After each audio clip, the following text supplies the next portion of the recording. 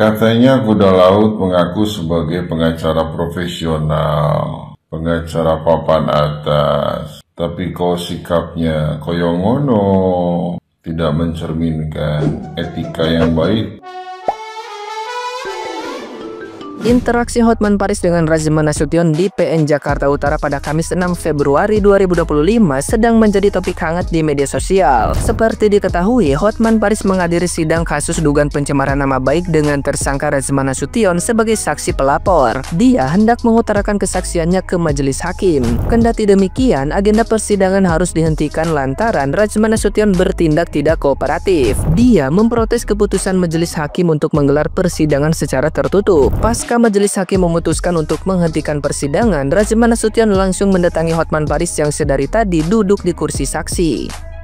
Dari video yang beredar, Razman Nasution memegang bahu Hotman Paris sembari melontarkan beberapa patah kata.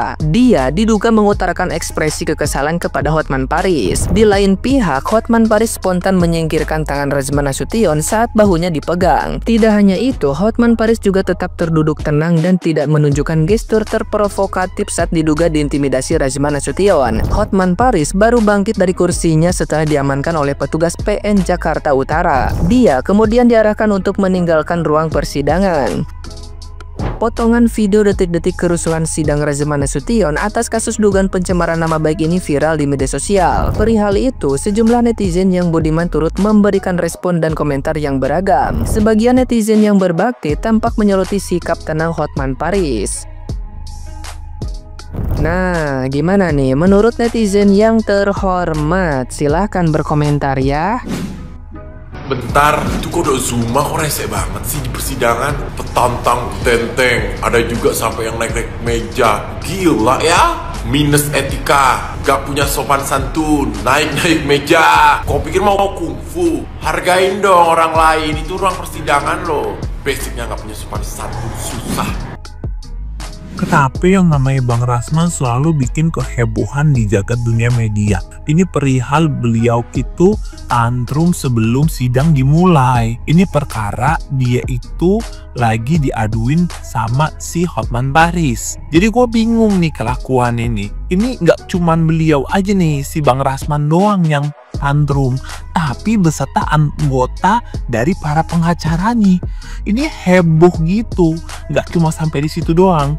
Lo mau tahu nggak? Mereka itu bahkan sampai bikin para wartawan shock juga. Sampai wartawan yang live ini itu tuh sampai analyze. Gua kadang-kadang bingung sendiri. Lu kan katanya pengacara terformal, ya kan Bang Razman? Ini mestinya kan lebih bertindak lebih wise. Ini malah heboh. Kan bingung gue. Kalian tim Hotman Paris apa Razman? Ada ya pengacara rusuh banget kayak begitu. Yang satu berkelas, diem aja slow. Yang satu, kayak nggak bisa terima banget. Beneran pengacara gak sih dia? Maaf nih, cuma nanya Bang Razman.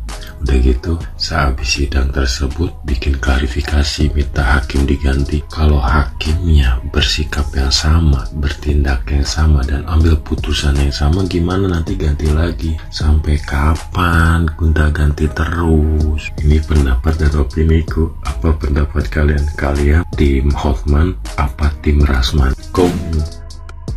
Mohon maaf aja nih ya, sejak kehadiran Razman, lawyer yang penuh kontroversi, membuat kita itu sebagai masyarakat yang menilai ya, di setiap kehadiran Razman di semua kasus, membuat kita mohon maaf nih, ini oknum, bukan untuk semuanya. Agak gimana ya pandangan kita terhadap lawyer. Mohon maaf, bukan untuk semuanya. Wabil khusus untuk Razman, DKK ya. Jadi kita tuh jadi kayak enek aja gitu ngelihat kasus hukum di Republik Indonesia berkat keberhasilan Razman dan kawan-kawannya, membuat kita menjadi enak melihat kasus hukum di Republik Indonesia Raya ini yang didampingi oleh oknum lawyer, contoh Razman dan kawan-kawan.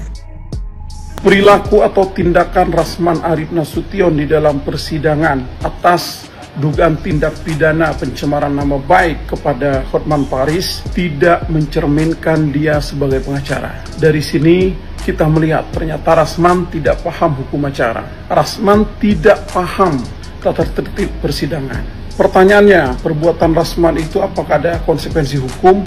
Jelas ada. Hakim harus memutus maksimal. Berarti dalam hal ini 6 tahun penjara harus diputus itu Rasman. Kedua, KUHP yang baru mengatur, yang membuat gaduh apalagi menghalangi proses persidangan, proses peradilan, itu ada ancaman pidananya 6 bulan penjara. Dan ini harus dipisah. Misalnya hakim putus 6 tahun penjara dalam perkara itu. Nah, dugaan yang bikin gaduh atau menghalangi proses peradilan ini, itu pidana yang terpisah. Ancamannya 6 bulan. Artinya, boleh misalnya diputus 6 tahun, nanti disidangkan lagi, ditambah lagi 6 bulan. Itu boleh. Rasman mengamuk saat sidang berlangsung. Ia nyaris memukul saksi korban yaitu Hotman Paris Hutapea dan kemudian menuduh hakim tidak adil. Akibatnya sidang menjadi ricuh dan harus ditunda sementara waktu. Tapi kira-kira apa sih konsekuensinya jika seseorang bertindak seperti ini di pengadilan? Pertama, tindakan seperti ini bisa dianggap sebagai penghinaan terhadap pengadilan guys. Hakim bisa saja langsung mengeluarkan terdakwa dari ruang sidang atau mungkin bahkan menjatuhkannya dengan sanksi tambahan. Kemudian jika ada ancaman atau percobaan kekerasan terhadap saksi, hakim, ataupun jaksa, ini bisa masuk ke dalam pasal 335 KUHP tentang perbuatan tidak menyenangkan, atau bahkan pasal 351 KUHP tentang penganiayaan jika terjadi kekerasan fisik. Kemudian dampak terhadap kasus yang sedang berjalan. Nah, tindakan mengamuk justru bisa memperburuk posisi terdakwa di mata hakim guys. Hakim mungkin akan melihat sikapnya sebagai indikasi bahwa ia tidak kooperatif dan tidak menghormati proses hukum. Bahkan pengadilan bisa saja tetap melanjutkan sidang meskipun terdakwa tidak dihadirkan. Pelajaran apa yang bisa kita ambil? Ini adalah contoh ya guys, bagaimana emosi yang tidak terkendali bisa merugikan seseorang dalam proses hukum. Jika merasa diperlakukan tidak adil, ada mekanisme hukum yang bisa digunakan guys. Seperti misalnya mengajukan keberatan atau meminta pergantian hakim secara resmi. Mengamuk bukanlah solusi, justru bisa menjadi masalah yang baru. Jadi menurut kalian bagaimana seharusnya seorang terdakwa bersikap di pengadilan? Tulis di kolom komentar. Wow, jagoan sekali kuda laut, luar biasa, tontonan yang sangat luar biasa, so amazing, unbelievable.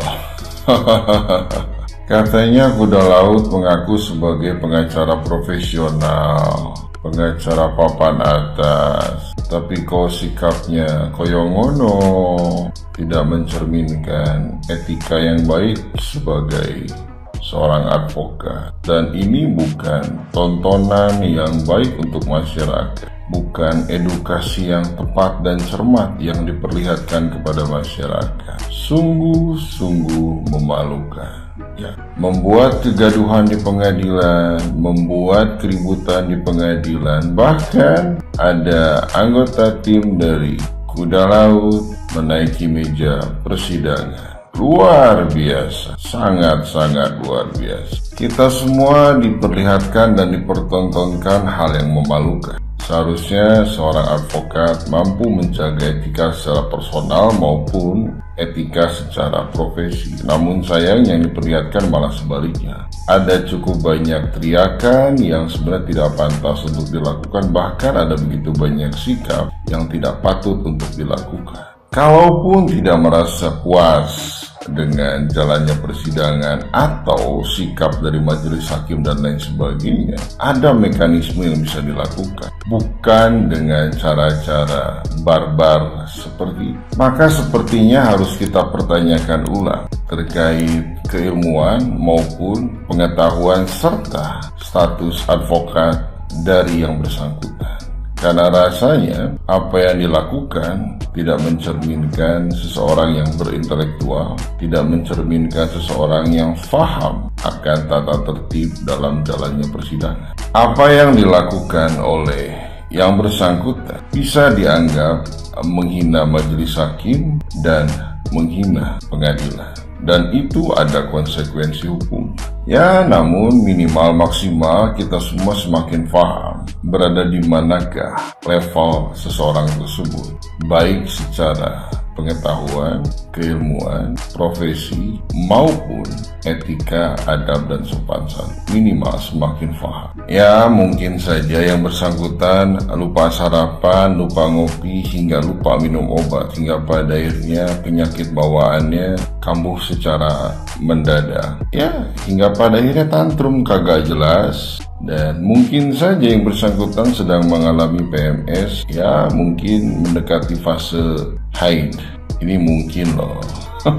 Katanya yang bersangkutan ahli hukum, pakar hukum, senior dalam hal-hal yang berkaitan dengan hukum. Kok sikapnya koyongono? Ya yang bersangkutan, ya timnya sarua keneh kehet. Jangan-jangan mereka ini bukan ahli hukum, pakar hukum, ataupun praktisi hukum. Mungkin saja mereka ini ahli supranatural kali ya, atau praktisi perdukunan, atau mungkin senior di alam gaib.